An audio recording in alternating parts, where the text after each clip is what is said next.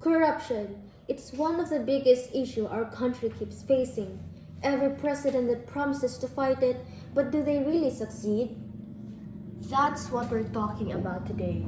We look into how former President Duterte and President Bongbong Marcos handled corruption, what changed and what stayed the same.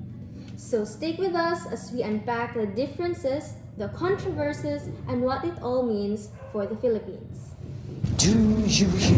Kinakailangan muna ng isang malaking bagyo bago sila makaranas ng pagtaas ng tubig. Ngayon, kaunting ihilang ng ulan, binabaha na sa kanilang lipunan. Bakit?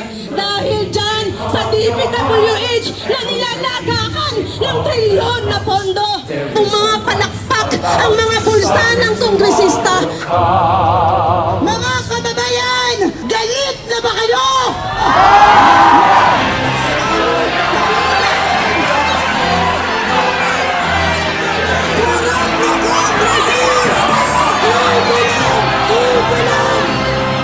Tayo rin we don't speak up The Filipino people just simply opt to be silent. May pag-asa po ba tayo? Meron pa naman.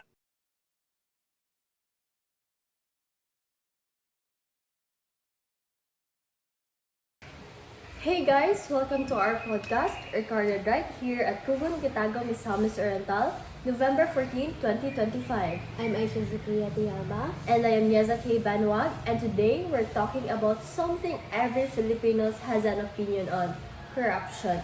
And specifically how it was handled by our former President Rodrigo Roa Duterte and President Bongbong Marcos Jr. For your information, we are not experts, we are just students. But we grew up experiencing these issues, hearing people talk about it, and honestly, also experiencing the corruption ourselves. Corruption isn't about an abstract concept for us. Hindi siya pang vocabulary word lang. It's the reason why lines are long, why services are slow, and why some people get ahead while others get stuck. It affects everyone, like students, workers, parents, teachers, literally everyone. So today, we're asking, sino ba talaga ang mas effective sa anti-corruption? Duterte or BBM? So today, let's break it down slowly and clearly.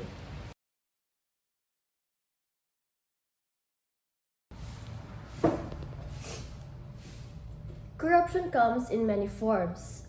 Fixers, under-the-table deals, lost documents, delayed services, overpriced project, nepotism. And it happens because people don't get punished. Like, minsan, they also feel entitled. That's why leadership matters. The tone of the president sets the mood of the whole system. Which brings us to Duterte. Because his tone, the tone he set, grabe, very different.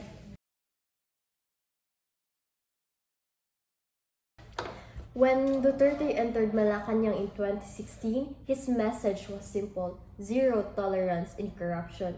And he said it with his full confidence. Yeah, and you know some presidents speak politely. Duterte was the opposite. He was direct, unfiltered, and also blunt. And whether you liked him or hated him, you felt the effect. Yeah, and the government officials felt pressured, and ordinary people saw that the services are becoming faster. Duterte didn't care about being politically correct, but he cared about the discipline.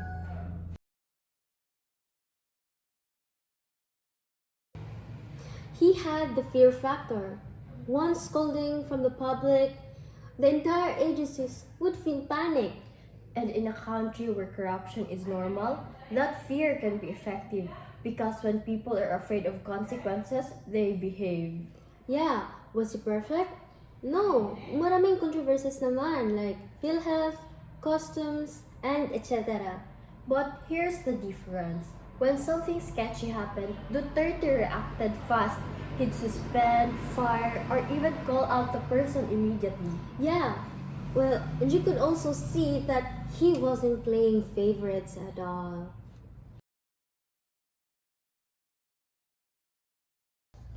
Now, let's jump to BBM.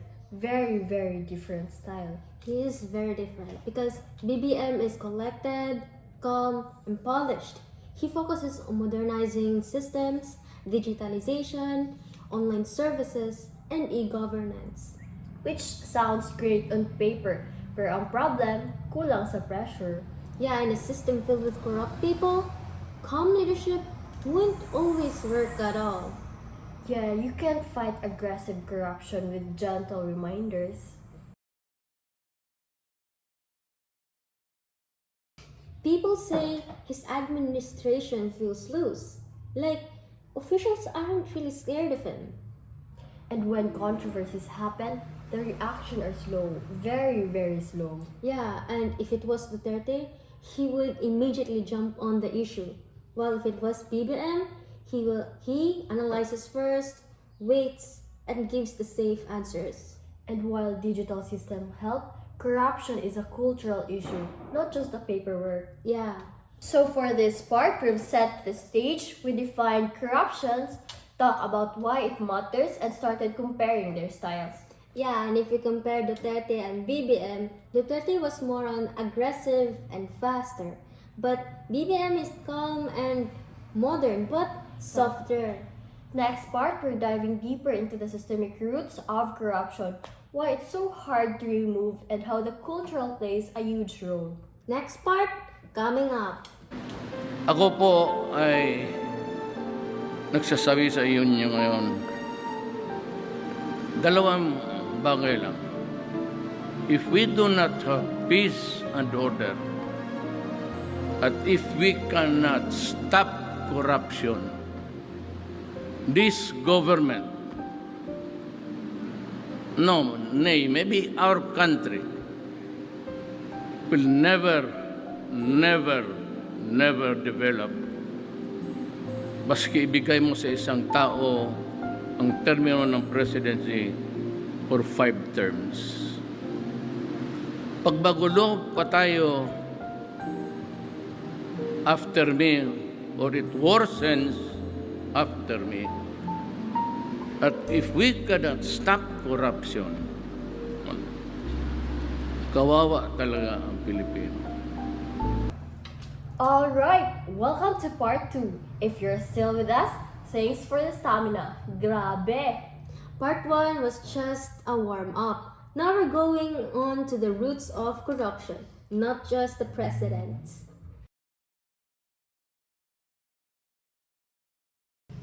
One thing we have to understand, corruption existed long before Duterte and BBM, even before Marcos Sr. or even before the martial law. Yeah, colonial period pa, Spanish era pa. Office bribery, favoritism, power abuse, matagal na. So when people expect the president to magically erase the corruption, impossible. Yeah, it's like expecting one janitor to clean the whole island. Our systems are slow, layers and layers of approval, so many signatures, offices, or requirements. And where there's delay, there's opportunity of corruption, like fixers. Yes, like fixers existed because the natural system is painful. Yeah, and people think instead of waiting 2 weeks, I'll just pay 300 pesos para mauna ako. And the sad part, it works. That's why corruption survived, because it's convenient.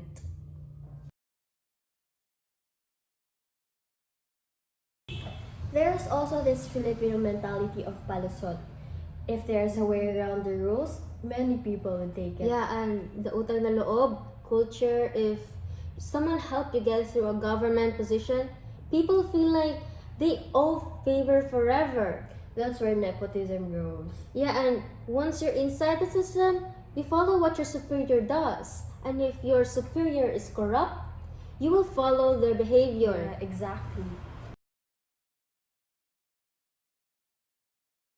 This is why Duterte's fear factor actually worked. He didn't fix the system, he shocked the whole culture. Yeah, corrupt officials suddenly felt washed. And regular employees felt pressure, like one mistake could end their job. Yeah, the culture froze. People became really careful.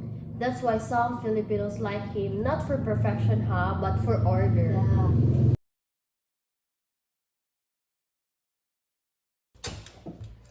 BBM is modernizing things, yes, but you can't digitalize a corrupt mindset. True, even online system can be abused if people behind the screen are corrupt. Yeah, and because BBM is calm and avoids conflict, people don't really get scared at all. And if there's no fear, old habits return. Yeah, like fixers come back, under the table comes back, delays return. I talked to a relative of the office that she said that during Duterte, employees always rush. Because they didn't want to get flagged, right? Right. And but now she said that it's back to normal, slow, unbothered, chill. People literally tell stories like that everywhere. The vibe shifted. Yeah. So for part 2, we learned something super important. Corruption isn't just about leaders. It's about cultural, historical, and systematic. Yes, Duterte attacked the culture. BBM is trying to fix the system, but the real challenge is you can't fix it You're unless you right. fix both at the same time. And in part 3, we'll talk about actual scandals and cases under both administrations and how they handled it. Yeah, and the next part, this is where it gets spicy. Halos 90 billion pesos na halaga ng benepisyo sa PhilHealth ang hindi napakinabangan ng mga Pilipino noong nakaraang taon batay sa audit report ng Commission on Audit. Una pa ng COA, imbes na palawakin ang benefit package, inilagak ng PhilHealth ang pondo sa mga investment. Ang sagot ng PhilHealth sa pagtutok ni Mariz Umali. Pagkukulang daw ng PhilHealth ang dahilan kung bakit kinailangan itong magbalik ng halos 90 billion pesos na hindi nagastos na pondo sa National Treasury nitong Abril. Yan ang ipinunto ng Commission on Audit sa kanilang 2023 audit report sa PhilHealth. Pinuna ng ahensyang naantala at limitado raw na pagpapalawak ng PhilHealth ng mga benepisyo para sa mga beneficiary. Hindi rin daw lubusang ginastos ng PhilHealth ang mga subsidiya nito mula sa gobyerno. Kaya pinabalik ng Department of Finance and National Treasury ang sobrang pondo ng PhilHealth. Ang resulta, napagkaitan daw ang mga miyembro ng sapat at karagdagang benepisyo na galing din naman sa sarili nilang kontribusyon. Nagamit daw sana mga hindi nagastos sa subsidiya mula sa national government para lubusang palawakin ang mga benepisyo, lalo na para sa mga indirect contributor, gaya ng senior citizens, persons with disabilities, marginalized sectors at iba pa. Pumalag dyan ang PhilHealth. Hindi rin naman fair to say that nagpabaya po kami because as you can see, we have been aggressively increasing our benefits and expanding our benefits for the benefit of our people. Kasama raw sa pinalawig ang mga benefit package para sa severe pneumonia, stroke at dialysis. Pinalawig din nila ang coverage para sa kidney transplantation, dengue, COVID at breast cancer benefits. Pero hindi raw ito sapat, sabi ng independent health reform advocate na si Dr. Anthony Leachon. Ang goal ng Universal Healthcare Law ay mabawasan ng out-of-pocket expenditure mo to around 10% lang in the next 10 years. Nakalimang taon na. So kahit naglagay sila ng mga benefit, ang liliit niyan. Dapat they should zero in on the top killer diseases of the country. Yan ay heart attack, cancer, stroke, dialysis, diabetes. Ito'y 80% ng namamatay sa Pilipinas. At ito ay mahigit na 756 billion pesos a year and accounting for about 5% of our GDP. So dapat libre ang angiogram. Ang bypass, maaaring malibre na. Yung mga cancer therapy, yung mga PET scan, mga MRI scan. Isa pang puna ng COA, hindi raw naging prioridad ng PhilHealth ang pagpapalawak ng benefit programs dahil karamihan ng pondo ay inilagay sa investments. Taliwas daw ito sa Universal Healthcare Act. Sabi ng PhilHealth, Technically po, the PhilHealth is allowed to invest. At nasa batas din naman po yan. That is also part of our fiduciary role. So to make good use of our money. Pero again, we have also been continuously doing our reforms para po ma-achieve yung pong mandates ng universal health care. Sa kabila naman daw ng pagtaas ng premium contributions sa PhilHealth mula 2019, bumaba na bayarang benefit claims sa 118.9 billion pesos nitong 2023 mula sa 130.56 billion pesos noong 2022. Tugon ng PhilHealth, naglunsad na ito ng mga bago o enhanced benefit package sa unang quarter ng 2024. Maglulunsad daw ito ng iba pang benepisyo sa huling bahagi ng 2024 at sa susunod na taon. Para sa GMA Integrated News, Mariz Umali Naktutok, 24 Oras. So guys, we're back on part 3, and honestly, this part is where it gets a little intense. Yup, because in part 1 and part 2, we talk about styles, cultures, and systems. But now, we're looking at actual cases, scandals, and how each president handled them. Just a quick reminder, everyone, that corruption cases are messy. Some were proven, some were allegations, some were fully investigated, and some just disappeared. Yeah, and in this part, we're here to talk about how the president responded to it. Not to judge the guilt of every person that is involved. Exactly. What matters for this podcast is leadership reaction. Yes.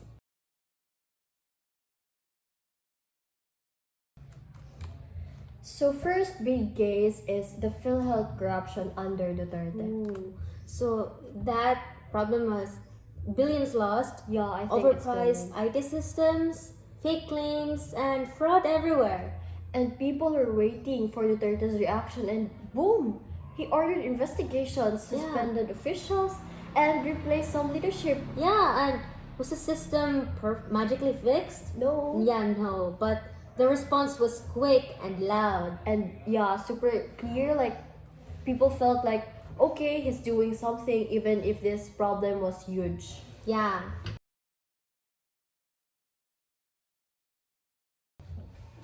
Next, the Bureau of Customs. Honestly, this is one of the most corrupt agencies in PH history. Every administration struggles with it, pero under Duterte, he openly called it out. Yeah, and he fired and reshuffled customs officials multiple times. Like a whole cycle of, okay, ikaw naman, ay hindi pala pwede the next. Yeah, at least he was trying hard, like really hard.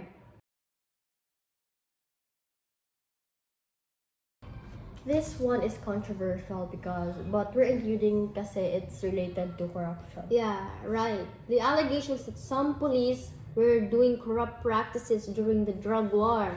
And Duterte did remove officers who were caught abusing their power, like the ninja cops. Yeah, and he wasn't perfect, but again, at least fast reaction, no? And like now, BBM, some were killed. Some young ones were killed because of addiction. Yeah, like unlike the Duterte part, it was the country is safe, but now I don't there are think many so. drug addicts Yeah. now. Now let's jump to BBM. His administration is newer, so fewer big cases, but still important. Yeah, and the big question is, how does he respond to them? So the first major one is the sugar importation fiasco. Officials signed an order approving sugar imports without BBM's approval, apparently. Instead of an immediate reaction, BBM gave very calm interviews and the issue faded. Yeah, and some officials resigned, yes, but compared to Duterte's rapid fire reaction, BBM was gentle. Yeah.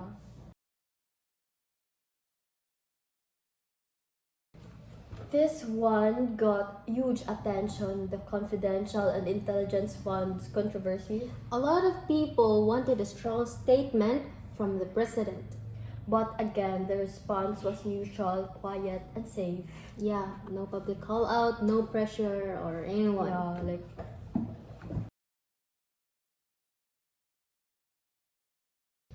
next issue around BBM is agricultural smuggling. It is one of the biggest ongoing problems. Yeah, and BBM himself is acting like a secretary of agriculture. So people expected strict reaction. Yeah, but what we see Meetings, consultations, statements, no big firings.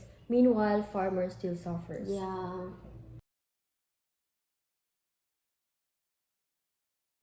If there's one big difference, it's speed. Duterte reacts immediately. You can see it, right? Yeah, like in the calamities in Cebu, the Dutertes reacted fast. Yeah. While Unlike BBM, I think he just watched like survey, Yeah. BBM reacts calmly, slowly, sometimes not publicly. Yeah. And the problem with slow reaction is corruption spreads fast. Duterte, I see that Duterte used fear, while BBM uses harmony. Yeah, because it's calm. But corruption doesn't respond to harmony. Yep, being nice would scare corrupt officials. That's why many say Duterte was more effective. Not because he solved the corruption, but because he scared the corruption people into behaving. Like BBM, like sitting pretty, I guess. Yeah, sitting pretty. To be fair, Duterte was not flawless. Some say he fired too fast without full investigation. Yeah, and BBM's strength, stability, he doesn't create chaos. Both have pros and cons. But Duterte itself shook the system, while BBM is trying to soften it.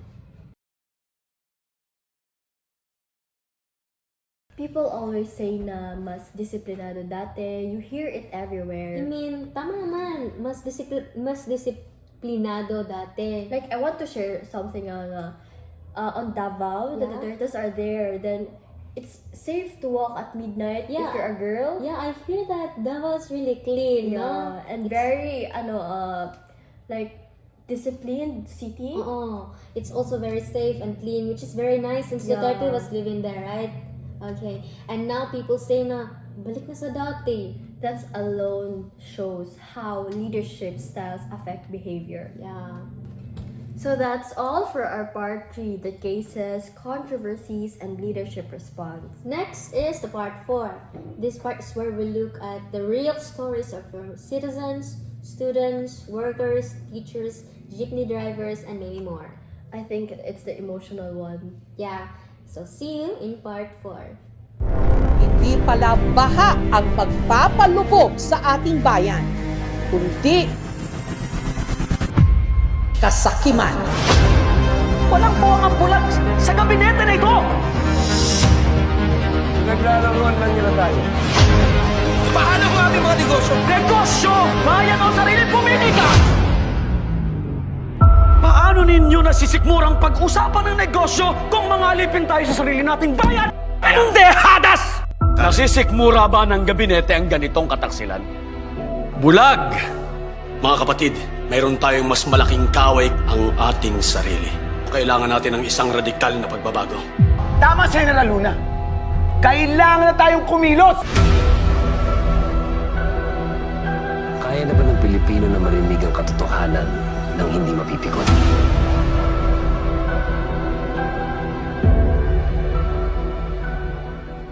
So guys, welcome to part 4, and this one is personal. Very personal.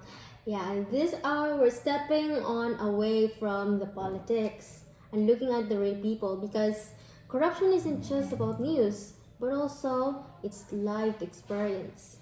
No statistics, no fancy explanation, just the real stories from Filipinos. Yes.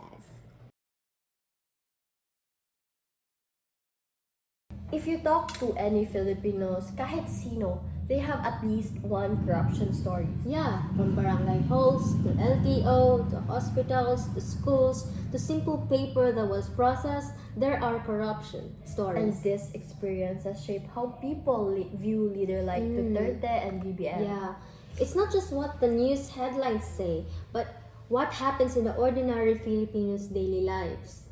So let's start with a story from someone working in the government office. Let's call her May. So, May worked in a city hall, and she said something very striking. Like she said, during Duterte's time, people in the office always walk faster. Oh, really? So Yeah. meaning, Employees were scared to mess up. They wanted to do things right. But she also said that in BBM's administration, the pressure decreased. She literally said na balik na sa dating gawi. Yeah, literal na balik sa dating gawi. And that's powerful because it's how the leadership affects regular workers. Yeah. Next is a tricycle driver named Uncle Rudy. He said that during Duterte's time, officials doing illegal collections were scared to approach the driver. Yung mga nangungutong, medyo naglaylo daw. He said, wala silang guts noon. Takot sila mapagalitan. But now, he said, balik sila, confident na ulit. And that hits hard because the lowest income workers are always the first victims of corruption. We also heard from a public school teacher, let's call her Teacher Liza. She noticed something during the Duterte's term. Paperwork processing was faster. Yeah, and permits, signature documents, they moved quicker because employees were pressured. But she said recently things felt slow again. Not because employees are lazy, but because there's less or urgency. That's the effect of leadership tone. It trickles down to everyday tasks.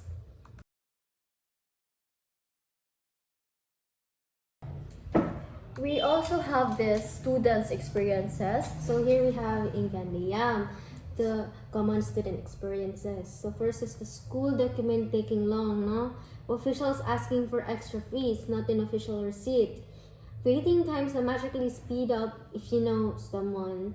The feeling of helplessness when dealing with public officers. So students feel corruption too. Remember when someone said that if you know a person inside, it gets faster. That alone is corruption. Yeah, and that teaches young people the wrong lesson. That connects are more important than fairness. That's danger. Corruption becomes normal. No, right? Next is a business owner named, let's call her Anna, okay? She said getting permits during President Duterte's time was faster because people were scared to delay. She literally said na nagkanda ugot sila. Like, ayaw nila mapagalitan. Yeah, but in BBM's time now, back to normal na siya.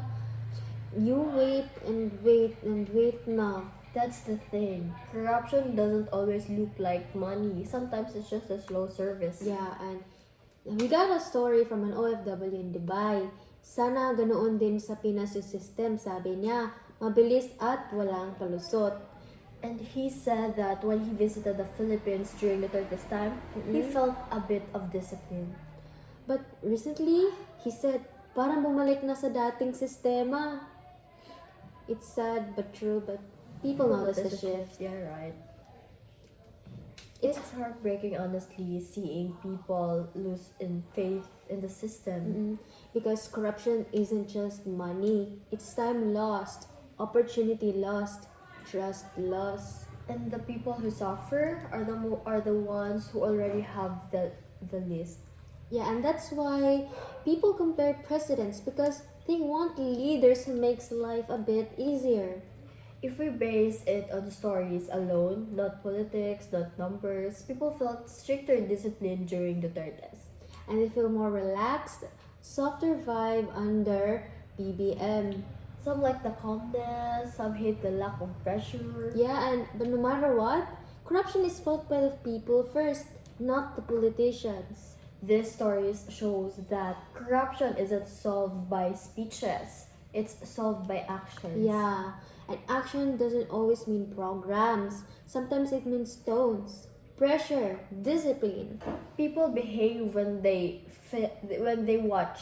They feel they watch. Yeah, people relax when they feel no consequences, like right now. So that was for our part 4. It's probably not that bit emotional, but when you hear the stories, matouch good ka na, right? Yeah. It shows why Filipinos care so much about corruption because it affects them in their daily living every single day. Next is our final part 5. where we compare everything, debate a bit, give conclusion, and end our message with the listeners. So, see you on our final part. So we've reached the final part of this 5 parts podcast. Yeah, and this is the part where everything comes together. We've talked about politics, controversies, achievements, failures, Yeah. policies. And most importantly, how the leadership affected real people. And if you look at the tone of leadership, Duterte is strict, aggressive, confrontational. You're right. While BBM is calm, polite, and diplomatic. With Duterte, fear was the motivator. Mm-mm. Like pressure made people move. With BBM, trust and gentleness are the motivators, but sometimes the softness becomes weakness, right? When the corruption under Duterte is corruption didn't magically disappear. It still existed, right? Yeah, but it was suppressed. People were scared to do anything suspicious. There was a sense of urgency, a Mm-mm. sense of discipline. Yeah, under BBM, the system feels more relaxed. No? So like that, it feels more peaceful, no fear-based governance. Yeah, but corruption feels more visible again, or at least less punished, diba? And many Filipinos feel like government offices are slowed down again. Yeah. So, if you had to pick which administration was stricter in fighting corruption, who would you pick? Obviously Duterte. The environment changed because people were scared. Yeah, but do you think fear is a good thing? Isn't fear based on discipline temporarily? Maybe, but at least people move. At least process were faster. I get that, but I also like BBM's calm style, no? Hindi toxic, hindi katakutan, relax lang, chill lang. But is it effective? That's the question. I guess you're right. It's less effective, because BBM is chill and there's not much action related. Like unlike overpower. Yeah. So maybe not yet, or maybe good leadership doesn't always show results immediately. That's fair. But people judge based on what they feel. And right now, they feel the differences. Yeah. Corruption is not a Duterte issue or a BBM issue. It's a Filipino issue. A leader can influence behavior, yes, but corruption will stay unless system change, diba? We need the proper digitalization, accountability, transparency. And we need leaders who have the courage to say no more shortcuts. Leaders create the tone, but the people decide whether corruption lives or dies. My message is simple. Don't wait for the politician to fix everything. Start with yourself. Stop normalizing corruption. Stop tolerating it. Small actions matter. Yeah, real. And mine is not lose hope in this country. We deserve better. And better starts with awareness, diba? By talking about these issues, we're already taking the first step. Thank you for spending your time with us. It's been a long, deep, and also emotional but important talk. If you learned something today, share it with someone. Start a conversation. Challenge corruption whenever you see it. And remember, change doesn't start with the president. It starts with the people. So see you in the next episode. Stay aware, stay critical, stay hopeful.